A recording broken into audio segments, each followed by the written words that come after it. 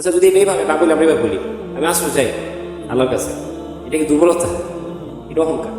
একটু রাগান্বিত ভাব নিয়ে চাওয়া, মানে যেমন আল্লাহ পাক আমরা অর্ডার দিতেছে, নাউজুবিল্লাহ বিচার। যেমন আমরা অনেক রেস্টুরেন্টে গিয়ে বলি না, এই ওইটার এখানে আসো, এই অর্ডার বলি না তাড়াতাড়ি আনো। এটা হলো অন্য ধরনের ডিক্লারেশন। এটা কিরকম? এটার ভিতরে বিনয়ী নাই, এটার মধ্যে নত নাই, এটার মধ্যে আছে অহংকার। যে ওয়াসওয়াস আছে, এখানে শয়তানের নাম ডাইরেক্ট আমরা পাই না। আল্লাহ পাক বলেন কেন? কারণ আমরা বুঝবো এটা শয়তানের বিকাশ সাথে। আল্লাহ পাক বলতেছে ওয়াসওয়াসার থেকে রক্ষা। কারণ ওয়াসওয়াস এমন একটা শক্তি যা শয়তানকে দেওয়া হয়েছে, শয়তান এটা প্রতিনিয়ত ব্যবহার করে। এবং এইটাই এরকম একটা জিনিস বা এরকম একটা আমাদের শত্রু, যেটার মাধ্যমে আমাদের ইহকালও ধ্বংস হয়ে যায়, পরকালও কি হয়ে যায়।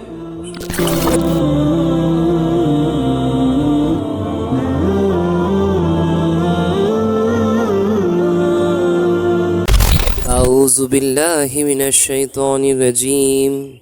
বিসমিল্লাহির রহমানির রহিম। রব্বি ইশরাহ লি সাদরি ওয়াসসির লি আমরি ওয়াহলুল উকদাতাম মিন লিসানি ইয়াফকাহু কাওলি। আলহামদুলিল্লাহ, আসসালাতু ওয়াসসালামু আলা রাসূলিল্লাহ ওয়া আলা আলিহি ওয়া সাহবিহি আজমাইন। আসসালামু আলাইকুম ওয়া রাহমাতুল্লাহি ওয়া বারাকাতুহু। আলহামদুলিল্লাহ, আজকে আমরা সুন্দর একটি পরিবেশে কিছুটা কোরআন শরীফের পবিত্র সূরাতুল নাস দিয়ে আমরা কিছুটা আলোচনা করব, চিন্তা ভাবনা করব। আমি যেন স্পষ্টভাবে আলোচনাটা তুলে ধরতে পারি এবং যারা সিরাতুল হিকমা চ্যানেলের ভিউয়ার্স আপনারা শুনছেন, আপনারা সহ আমরা সবাই যেন কিছু ভালো কিছু শিখে সেই অনুযায়ী আমল করতে পারি এবং নিজেদেরকে সংশোধন করতে পারি, আল্লাহ পাকের হুকুম অনুযায়ী জীবন পরিচালনা করতে পারি, সে তৌফিক রহমত আল্লাহ পাক আমাদের সকলকে দান করুন, আমিন। সূরাতুল নাস, আমরা এটা খুবই ছোট সূরা, সর্বশেষ সূরা কোরআনুল কারীমের, এবং এই সূরাটা আমাদের সবারই মুখস্থ। কিন্তু এই সূরাতে যদি আমরা প্রতিটি বিষয়বস্তু নিয়ে বা এটার মধ্যে যে আল্লাহ পাক হিকমত দিয়েছেন তা নিয়ে আলোচনা করি, তাহলে অনেক আমাদের লম্বা সময়ের প্রয়োজন। যেহেতু আমাদের এখন সময় সংক্ষিপ্ত, মাগরিবের পূর্ব মুহূর্তে আমরা আছি, তো এই সময় আমরা তত লম্বা আলোচনা না করে আমরা শুধু গুরুত্বপূর্ণ যে বিষয়গুলো তা নিয়ে আমরা আলোচনা করব, যেন সেখান থেকে আমরা ভালো কিছু শিখতে পারি ইনশাআল্লাহ। তো প্রথমে আমরা সূরাতুল নাসে পাঠ করি, কুল আউযু বিরাব্বিন নাস। আমরা বলি আল্লাহ সুবহানাহু ওয়া তাআলা এই সূরাগুলো, বিশেষ করে কুল হুয়াল্লাহু আহাদ, তারপরে যে সূরা ফালাক কুল আউযু বিরাব্বিল ফালাক, এবং তারপরে যে সূরাটা সূরা নাস কুল আউযু বিরাব্বিন নাস, মানে তিনটা সূরাই আমরা শুরু করি কুল দিয়ে। এখন কুল জিনিসটা আল্লাহ পাক এখানে দুইভাবে আমাদেরকে বলছেন। একটা হলো তিনি বলছেন আমাদের রাসূল পাক সাল্লাল্লাহু আলাইহি ওয়াসাল্লামকে যে আপনি বলেন আমি আশ্রয় চাই, আউযু অর্থাৎ আশ্রয় চাই, বিরাব্বিল ফালাক, এটা হলো সূরাতুল ফালাক। আর আমরা সূরাতুল নাসে পড়ি রাব্বিন নাস, অর্থাৎ নাস অর্থ মানুষ, মানুষের যিনি রব, তার কাছ থেকে আমরা আশ্রয় চাই। এখন এটা আমাদের এক হচ্ছে আমাদের রাসূল মাকবুল সাল্লাল্লাহু আলাইহি সাল্লামকে বলছেন। আবার মুফাসসিররা দেখেছেন যে এটা শুধু তার জন্য প্রযোজ্য না, এটা সবার জন্য, আমাদের সবার জন্য আমাদেরকে আল্লাহ বলতে বলছেন, মানে ডিক্লেয়ার করতে বলছেন, যে ঘোষণা দেব। এখন ডিক্লেয়ার বিষয়টা আমরা কখন বলি? যেমন একটা বিষয়ে যে হয়তো স্বীকার করতে চায় না যে আমার এই ভুল হয় বা আমার এই দুর্বলতা আছে, এই জিনিসটা যে স্বীকার করতে চায় না, তাকে যদি বলি তুমি বলো যে আসলে তোমার এই দুর্বলতাটা আছে, তাহলে কি সে তার ভিতরের যে অহংকারটা, ওইটাকে একটু নষ্ট হয়ে গেল না? একটু ক্ষতিগ্রস্ত হলো না?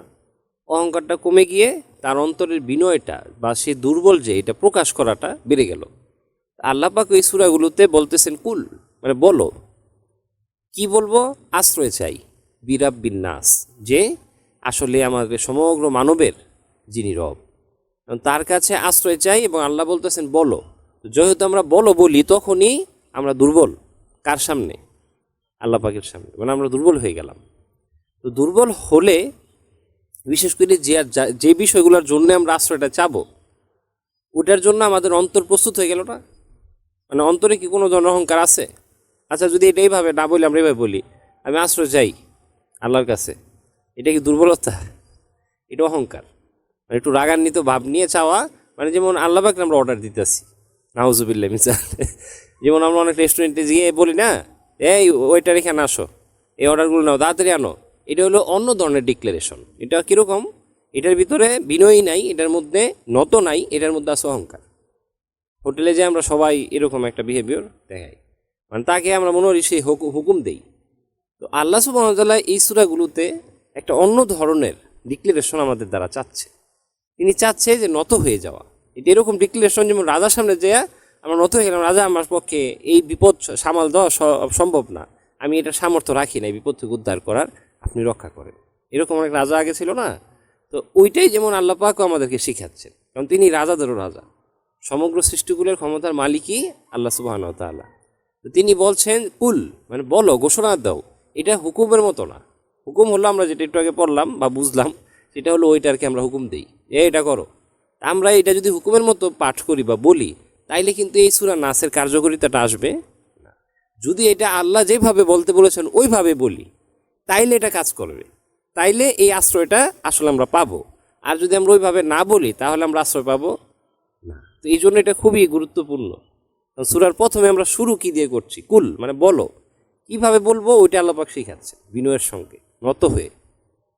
তারপরে যদি আমরা নত হয়ে যাই, মানে আমার দ্বারা সম্ভব না সামনে যে বিষয়গুলো আমি বলবো এই সূরাতে, ওই বিষয়গুলা সামাল দেওয়া বা ওই বিষয়গুলোর মোকাবেলা করা আমার পক্ষে সম্ভব না। এই জন্য আমি কার কাছে আশ্রয় চাইতেছি? আল্লাহ পাকের কাছে। এবং আল্লাহ পাক এই জায়গাতে 3টা নাম বলেছেন, রাব্বিন নাস, মালিকিন নাস, ইলাহিন নাস। রাব্বিন নাসের মধ্যে আমরা রব নিয়ে আলোচনা করেছিলাম সূরাতুল ফাতিহাতে। আপনারা যারা দেখেছেন তারা তো আলহামদুলিল্লাহ ভালো, না দেখলে দেখতে পারেন, আমাদের প্রথম সিরিজের এপিসোড ছিল। তো সেখানে আমরা পড়েছিলাম রবের মধ্যে 5টি শব্দ আছে এটার ভিতরে, মানে একটা শব্দ 5টা শব্দ গঠন হইয়া আরবি এই শব্দটা হয়, যেটার মধ্যে থাকে মালিক, মুরাব্বি, তারপর থাকে মুনইম, মানে যিনি উপহার দিতে থাকেন, এবং যিনি মুর্শিদ, যিনি গাইড করতে থাকেন এক একটা বিষয়। তো এই কয়েকটা শব্দ আছে যা নিয়ে আজকে যদি আমরা বিস্তারিত বলি অনেক সময় চলে যেতে পারে, তাই আমি সংক্ষেপে বলছি।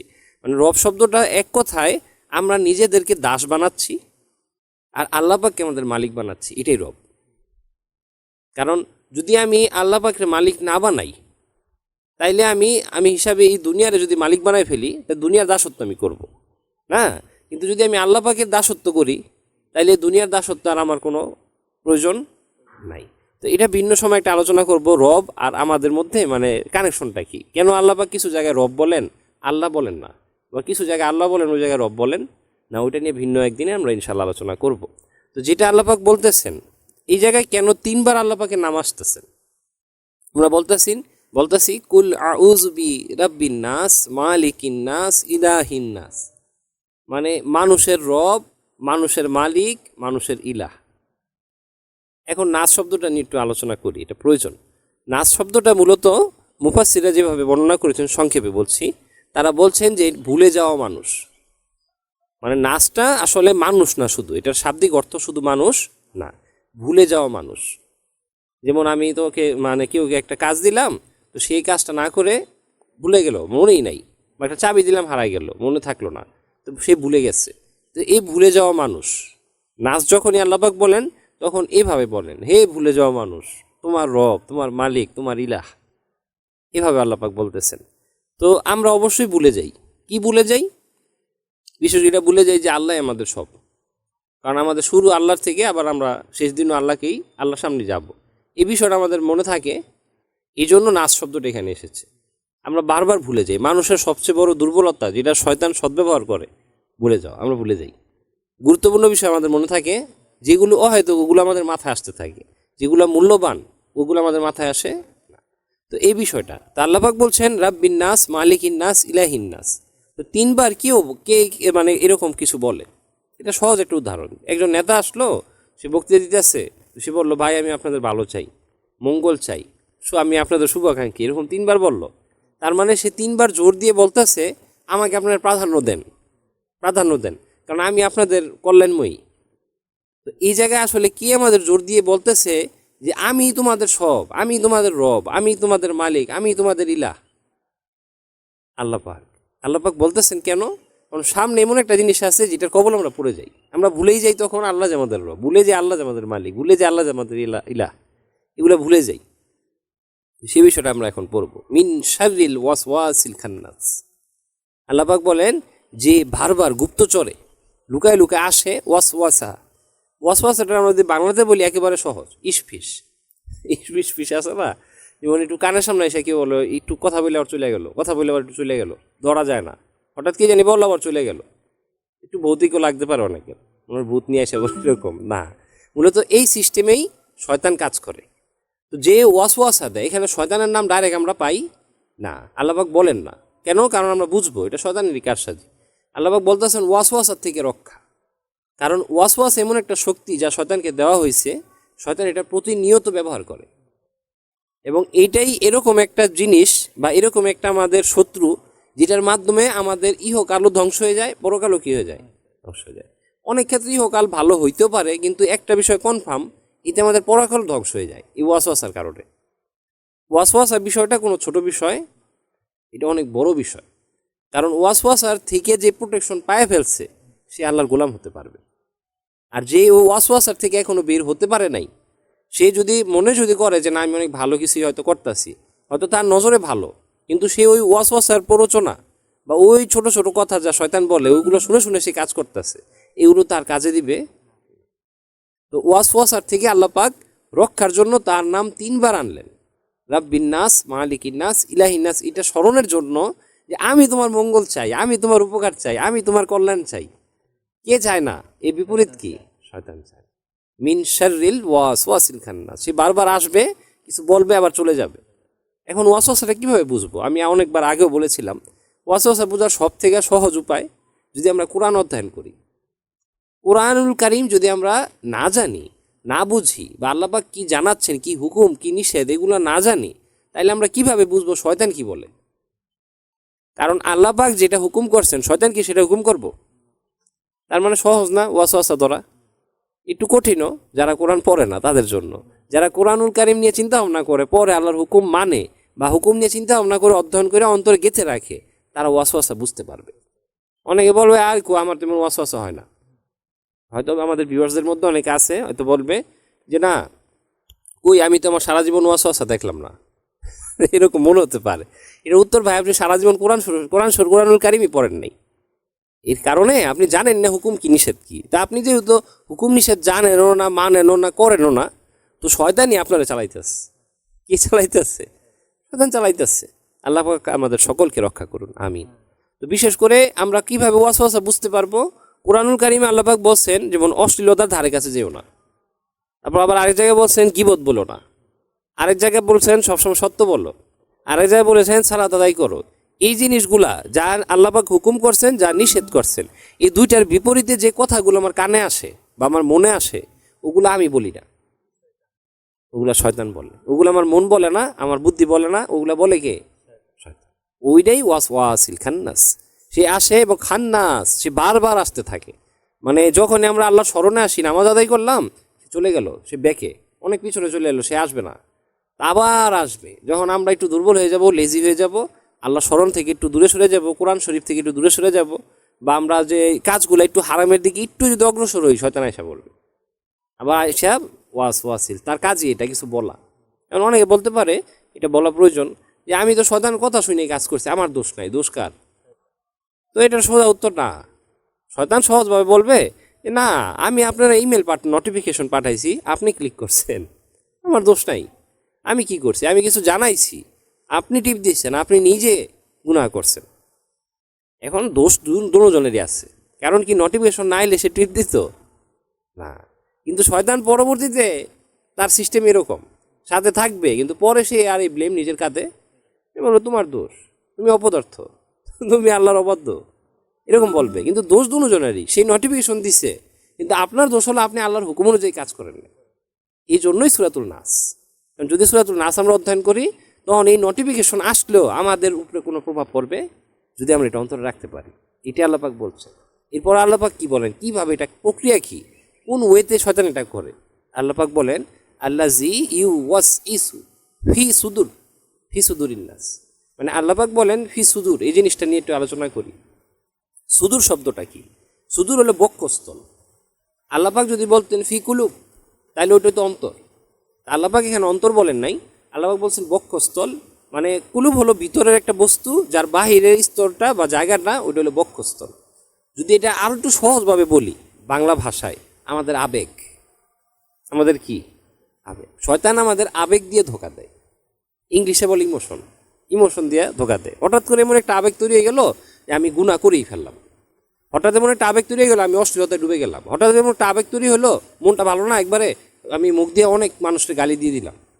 এই সব কিছু শয়তান ব্যবহার করে। আবেগরে আল্লাহ পাক ব্যবহার করতে বলেছেন ভালোবাসা দ্বারা, মোহাব্বত দ্বারা, এক অন্যের উপকারিতা দ্বারা। ওই আবেগরে শয়তান ব্যবহার করে মানুষের প্রতি মানুষের ঝগড়া, মানুষের প্রতি মানুষের হিংসা, মানুষের প্রতি মানুষের অহংকার, অশ্লীলতায় ডুবে থাকা, নির্লজ্জতা, বেলাল্লাপনা, এই সমগ্র বিষয় দিয়া তার আবেগরে ব্যাড ওয়েতে ব্যবহার করে কে? শয়তান। তো আল্লাহ পাক এটাই বলতেছেন, আল্লাহ জি ওয়াসি সুফি সুদূর, যে সে সুদূর মানে এই বক্ষস্থলে সে কাবু করে ফেলে। এবং এরপর এনে কি বলে, মিনাল জিন্নাতি ওয়ান নাস, এবং এটা দুইজনরা একেবারেই কাবু করে ফেলে, জিনদের মধ্যে যারা আছে এবং নাসদের মধ্যে, মানে মানুষদের, ভুলে যাওয়া মানুষদের মধ্যে যারা আছে। অনেক সব মানুষ টোটালি শয়তানের রূপান্তর হয়ে যায়, তারা ওয়াসওয়াসা দেয় জাহেরা ভাবে, বাহ্যিকভাবে আয়সা বলে তুমি এগুলো কি করো, এগুলোর ভিতরে কোনো কল্যাণ নেই, বাদ দাও, আমাদের সঙ্গে চলো গাজার ইয়ে গিয়ে আমরা আড্ডা দেই বা এরকম নিকৃষ্টমূলক কাজ করি, ওগুলো শয়তানের কাজ চালায় যায়। বুঝতে পারছি? তো মূলত আল্লাহ পাক এটাই বলতেছেন। এখান থেকে আমরা তিনটা বিষয় ক্লিয়ার হলাম, যে শয়তান আমাদের ইমোশনে আঘাত দিবে, আবেগে আঘাত দিবে, এবং ওটার থেকে আমি প্রোটেকশন চাইতেছি রাব্বিন নাস, মালিকিন নাস, ইলাহিন নাস, আমার রবের কাছে, আমার মালিকের কাছে, আমার ইলাহের কাছে। দ্বিতীয় কিছু মানুষ আমাদের ওয়াসওয়াসা দিবে, তাদের জন্য আমরা এখানে আশ্রয় চাইতেছি, যে ওই ধরনের মানুষ থেকে আমাদের আশ্রয় দান করো, ওই ধরনের জিন থেকে, জিনও আছে যারা এই ধরনের আমাদের ওয়াসওয়াসা দিবে, তাদের থেকে আমাদের আশ্রয় দান করো। সব মিলিয়ে আমরা যা বুঝতে পারলাম এখানে এই সূরাতে, আমরা এমন একটা বিষয় আশ্রয় চাচ্ছি যে আমাদের একেবারে আলটিমেট শত্রু, এবং ওই বিষয় যদি আমরা বিনয়ের সঙ্গে আল্লাহ পাকের কাছে আশ্রয় চাই, যখনই আমরা ঘোষণা করি তার মানে আমি আল্লাহর পথে থাকতে চাই। আমরা বললাম কুল, আল্লাহ পাক যখন বললেন যে তোমরা শুরু করো কুল দিয়ে, তখন আমরা নিজেরাই বলতেছি তার মানে আমরা কার পথে থাকতে চাই? আর মানে শয়তান যখন মানে আমাদের আঘাত করবে আবেগে, তখন যদি আমরা এই সূরাটা পাঠ করি, এর অর্থ আমরা কি বুঝতেছি? তার মানে আমাদের অন্তর চায় কার পথে থাকতে? আল্লাহর পথে থাকতে। মূলত যারা চায় শয়তানের দলে থাকতে, তারা এই সূরা যখন শয়তান ওয়াসওয়াসা দিবে তখন পাঠ করবে, কারণ তারা ওই ইমানদার। যারা ইমানদার তাদের জন্য যখনই শয়তান এরকম কিছু বলবে, শয়তানি করো, আর আমাদের মনে হবে না আমি মনে হয় শয়তানি কাজ করে ফেলবো, তখনই কোন সূরাটা আমাদের পাঠ করা প্রয়োজন? সূরাতুল নাস। আল্লাহর কাছে আশ্রয় চাও। আল্লাহ পাক আমাদের সকলকে তৌফিক দান করুন যেন আমরা আল্লাহ পাকের কাছে আশ্রয় চাইতে পারি, এবং শয়তানের সমগ্র নিকৃষ্ট কর্মকাণ্ড হতে আমরা সবাই হেফাজত থেকে আল্লাহর খাস গোলাম হতে পারি। সে তৌফিক, সে রহমত, সে শক্তি আল্লাহ পাক আমাদের দান করুন। আমিন। বারাকাল্লাহু লাকুম ফিল কুরআনিল হাকীম ওয়া নাফা'আনি ওয়া ইয়্যাকুম বিল আয়াতি ওয়াল যিকরিল হাকীম। আসসালামু আলাইকুম ওয়া রাহমাতুল্লাহি ওয়া বারাকাতুহু।